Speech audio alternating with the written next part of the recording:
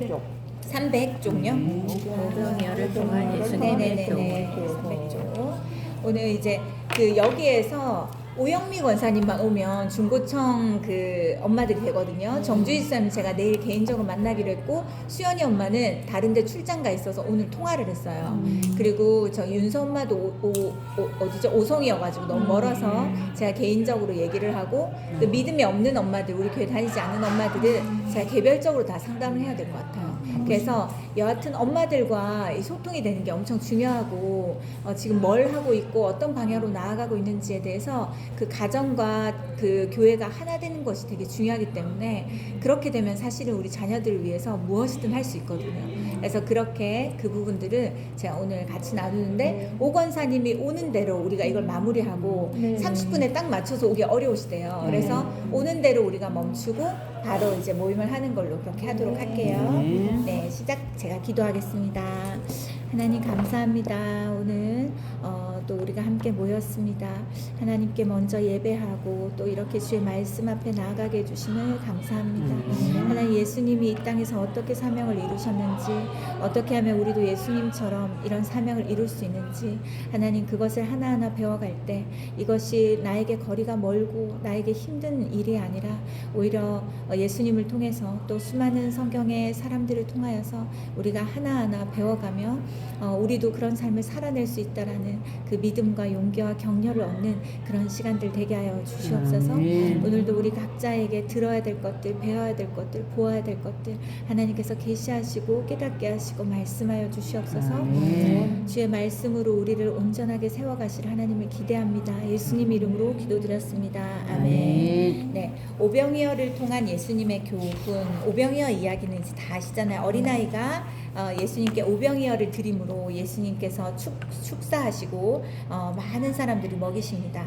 자, 말씀 밑에 보시면 세례자 요한이 헤로디아의 관계로 헤롯 아티바스에 의해서 참수형을 당했다는 소식을 접한 예수님께서는 배를 타고 빈들로 가셨다.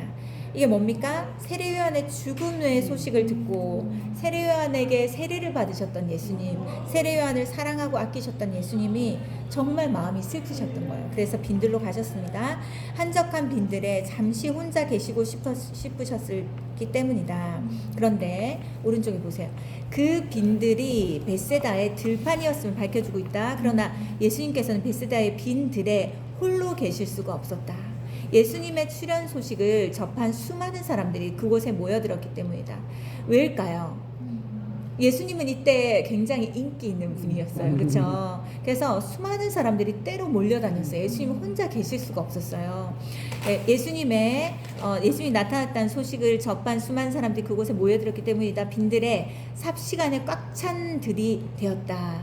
참수형을 당한 세례자 요한을 생각하며 애써 한적한 빈들을 찾으셨던 예수님께서 성가시고 짜증나는 상황일 수 있었다. 그러나 예수님께서는 당신께 나온 무리를 불쌍히 여기시고 무리 중에 병자들을 고쳐주셨다.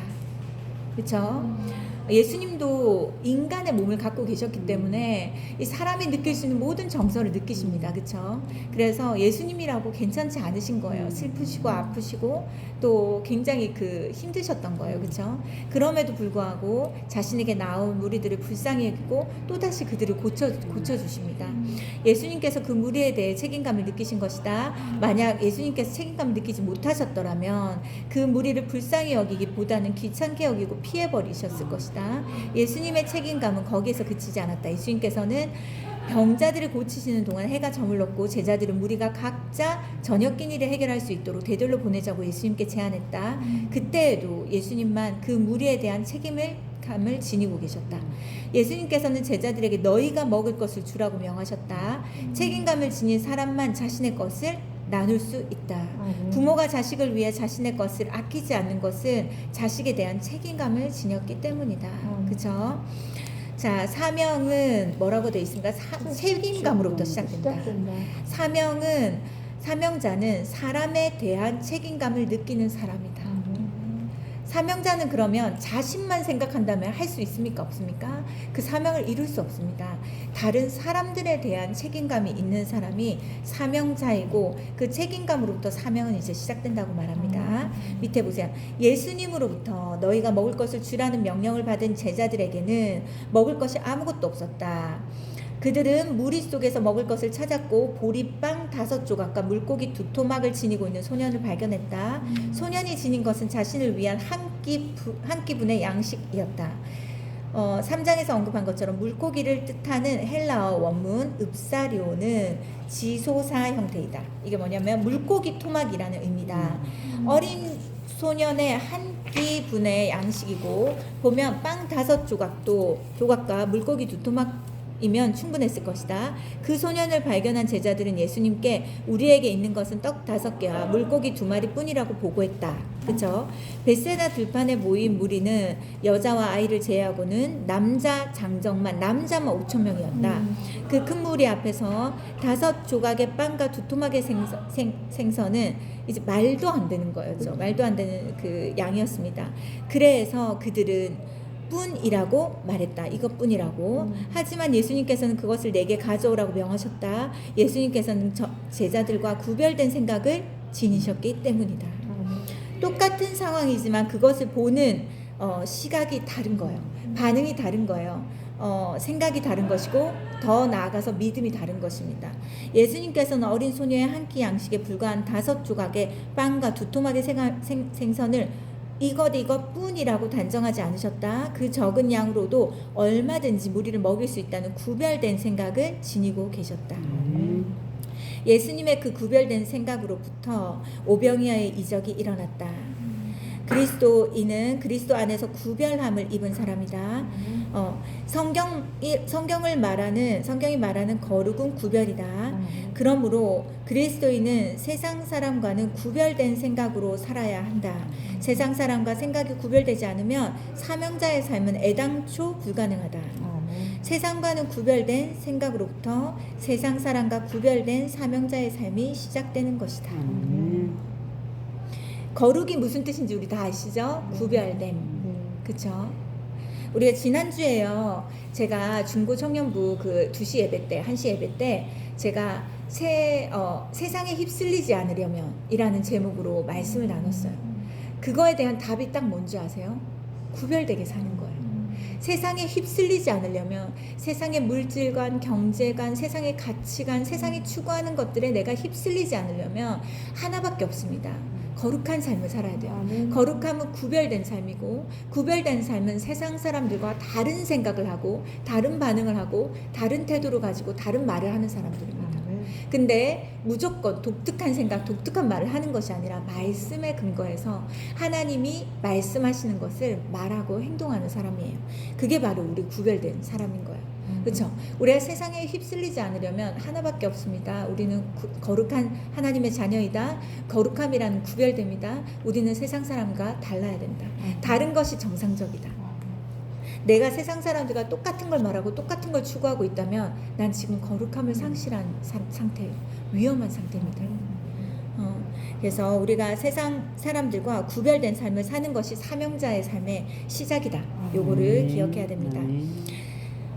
자, 밑에 보세요. 그곳에 모인 무리는 여자와 아이를 제외하고 남자 5천 명이었다. 남자들이 각각 아내 혹은 아이 한 명씩만 대동해도 하더라도 총 인원이 1만 명이다. 그 거대한 군중이 서로 먹을 것을 받겠다고 아기다툼을 벌인다면 벳세다 들판은 순식간에 아수라장이 되고 말 것이다. 보리빵 5조각과 물고기 2토막을 건네신 예수님께서는 무리를 풀밭 위에 앉게 하셨다. 아무렇게나 앉게 하신 것이 아니라 50명씩 그룹으로 앉게 하셨다. 빵과 물고기를 주시기 전에 먼저 질서를 확립하신 것이다. 하나님은 항상 그 질서의 하나님이에요. 이 세상을 하나님께 창조하셨지만 어느 것 하나 겹치거나 어느 것 하나 부조화가 없습니다. 모든 것이 질서대로 움직여요. 그렇죠? 하나님은 질서의 하나님이십니다. 그곳에 모인 사람들이 남자, 여자 그리고 어린이를 합쳐 최소 10,000명이었다면 50명씩 앉은 그룹이 무려 200그룹이었 된다.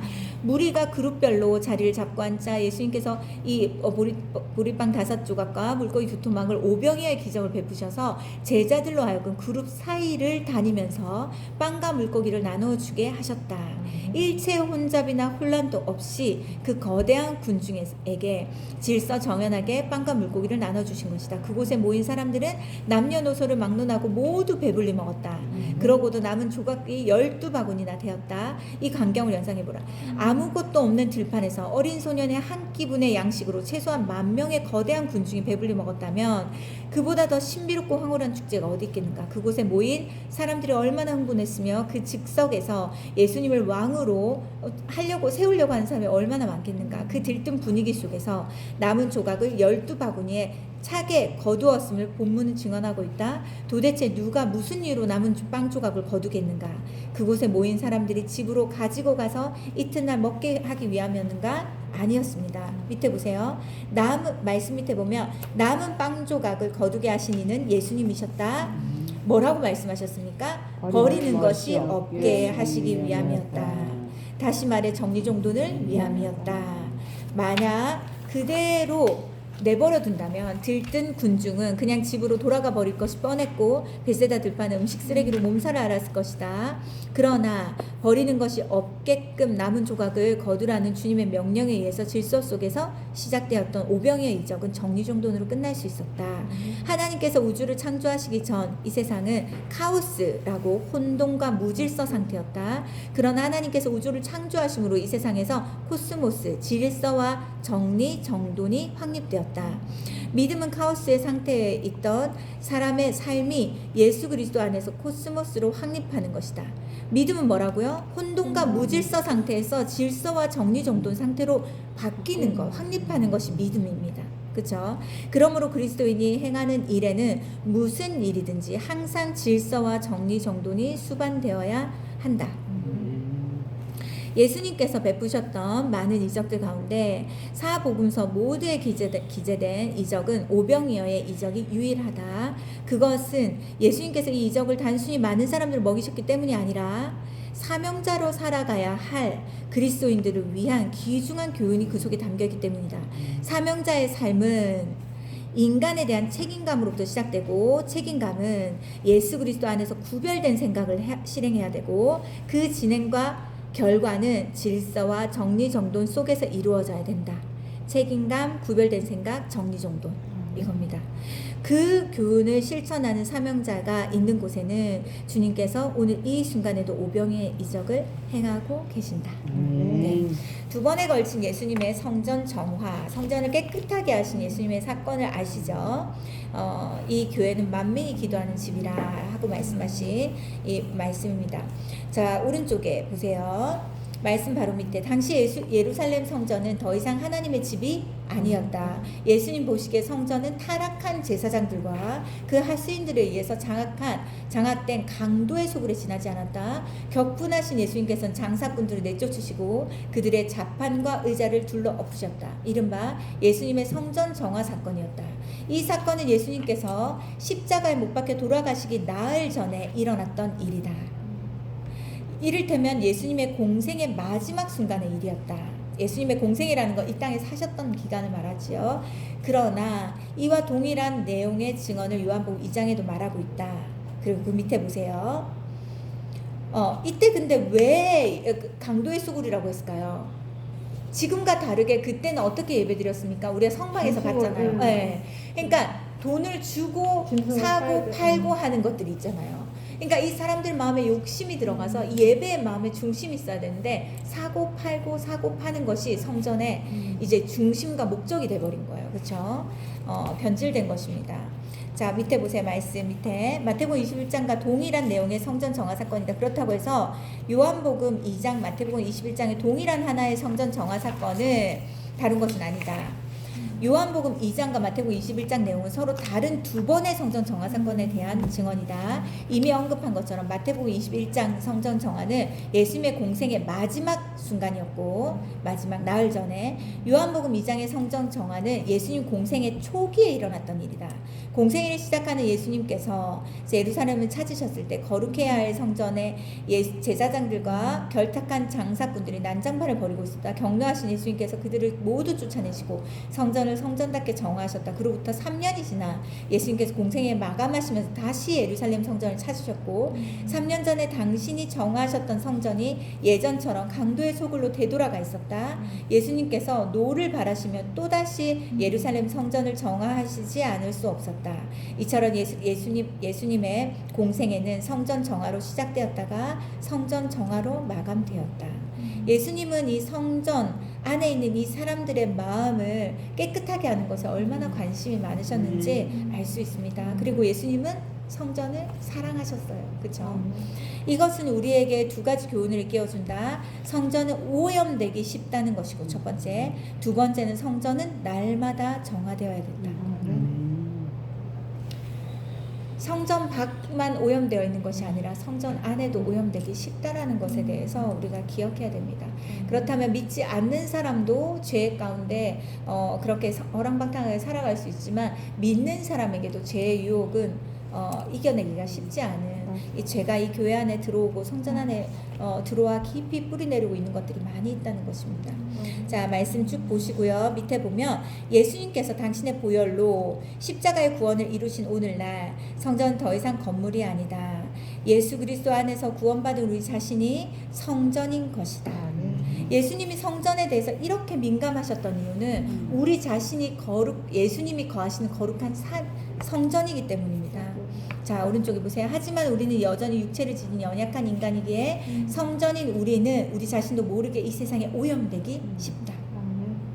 우리 자신에게 비유해야 됩니다. 그러므로 우리는 성전인 우리 자신을 날마다 성령님의 빛 속으로 말씀으로 기도로 정화해야 한다. 사람은 사랑하되 악과 불의와는 피 흘리기까지 맞서 싸워야 한다. 죄와 어디까지 싸우라고요? 피 흘리기까지 싸우라고 했습니다. 우리가 악과 불의와 맞서 싸우지 않으면 우리 자신이 이 세상에서 하나님의 성전으로 의롭게 살아갈 자유와 권리를 스스로 박탈하고 만다. 사명자의 삶은 자기 정화에서부터 시작해서 자기 정화로 끝나야 된다. 예수님의 공세의 시작과 끝이 성전 정화를 하셨던 것처럼 우리 자신이 예수님이 거하는 성전이므로 어떻게 해야 됩니까? 사명자의 삶은 자기 정화에서부터 자기 정화로 끝나야 됩니다. 자기 정화 없는 사명자의 삶은 주님 보시기에 결국 강도의 소굴에 지나지 않는 성전에 불과한 것입니다. 자, 이 자기 정화는 뭘 말하는 것입니까? 내 삶을 정돈하는 것이에요. 내 삶을 정리하는 것이고 내 삶을 깨끗하게 하는 것입니다. 이걸 회개라고 하죠. 그렇죠? 회개합니다. 죄에 민감하여서 하나님, 내가 행동과 말뿐 아니라 내 생각으로 내 마음으로 하나님 보시기에 더럽혀져 있는 것이 무엇입니까? 그것을 예수님의 보혈로 씻어주십시오. 매일매일 이걸 해야 된다는 거예요. 매일매일. 그리고 우리의 마음은 오염되기 쉽다, 어렵다? 쉽다. 오염되기 쉽다. 그런데 오염된 것이 문제가 아니라 오염되지 않게 우리 입을 보호하는 것도 너무 중요하지만 오염되었다면 그걸 빨리 깨끗하게 정리하고 정돈하고 회개하여서 씻겨지는 것이 너무 중요하다. 이겁니다. 자, 예수님의 살과 피의 메시지입니다. 자, 이것도 말씀이 아니고 말씀 전이네요. 그렇죠? 자, 그래서 그 주일만 기다리는 사람이 있어요. 일주일 동안은 죄를 한 번에 몰아서 회개하려고. 그렇게 하면 되나요, 안 되나요? 그러면 어떤 단점이 있는지 아세요? 죄에 대해서 즉시 회개하지 않고 즉시 정리하지 않을 경우에 어떤 일인 줄 아십니까? 우리가요, 집 청소 다 하시잖아요. 집을 깨끗이 청소하면 더럽혀진 하나가 눈에 확 띕니다. 그죠? 근데 집이 지저분해질 때도 지저분하잖아요. 씌울 거를 쌓아놓고 밀어놓으면 이 더러운 것이 제대로 눈에 보이지 않아요. 그죠? 우리의 마음도 똑같아요. 우리가 이 죄에 대해서 회개하는 것을 미루고 덮어놓으면요, 죄에 대한 무감각함이 생깁니다. 이게 진짜 두려운 거예요. 죄에 대해 둔감해지기 시작하고 죄에 대해 민감함을 잃어버리기 시작하게 되면 우리의 회개도 점점 적어질 것이고 하나님과 나 사이를 가로막은 건 하나밖에 없어요. 죄. 그렇죠? 하나님과 친밀함을 잃어버리게 되고 하나님의 음성을 듣는 것에 굉장히 둔감하게 되고 하나님의 뜻과 인도를 따르는 것에 굉장히 알지 못하는 사람이 됩니다. 자신이 제일 답답해요. 그렇기 때문에 빨리 정화를 해야 됩니다. 언제? 날마다. 일주일에 한 번씩도 아니고 몰아서도 아니고 예. 한 번에 해결하려고 하지 마시고 매일매일 하셔야 됩니다. 예수님의 살갑이. 자, 네, 자 넘겨보세요. 말씀 바로 밑에 예수님께서 체포당하시기 전 제자들과 마지막 만찬을 가지셨다. 그때 예수님께서는 이미 가룟 유다의 배신을 다 알고 계셨다. 그러나 예수님께서는 만찬 석상에서 가룟 유다를 지목하지 않으셨고 제자들에게 너희 중에 한 사람이 나를 팔리라 라고 밝히셨다. 그것은 가룟 유다에게 주신 마지막 기회였다. 주님의 그 말씀에 가룟 유다 스스로 자신의 잘못을 뉘우치고 회개하기를 원하셨던 것이다. 이렇게 예수님은요 긍휼이 많으셔요. 하나님은 긍휼의 하나님이셔서 끝까지 한 번이라도 더 기회를 주십니다. 그러나 가룟 유다는 그 마지막 기회마저 스스로 차버리고 말았다. 그는 다른 제자들을 흉내내며 마치 아무 일도 꾸미지 않았다는 듯 천연덕스럽게 나는 아니지요 라고 반문하였다. 그의 양심은 이미 죽은 것이었다. 자, 예수님께서는 제자들에게 빵을 나누어 주시면서 이것은 내 몸이라 하셨고 또 포도주를 돌리시면서 이것은 나의 피 곧 언약의 피라 하셨다.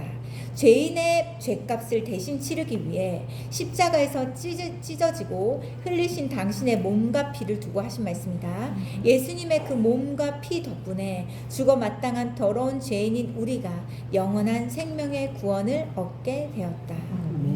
그래서 우리가 성찬식 할 때 이렇게 또 오셨다. 빨리 오셨네요. 늦을까봐.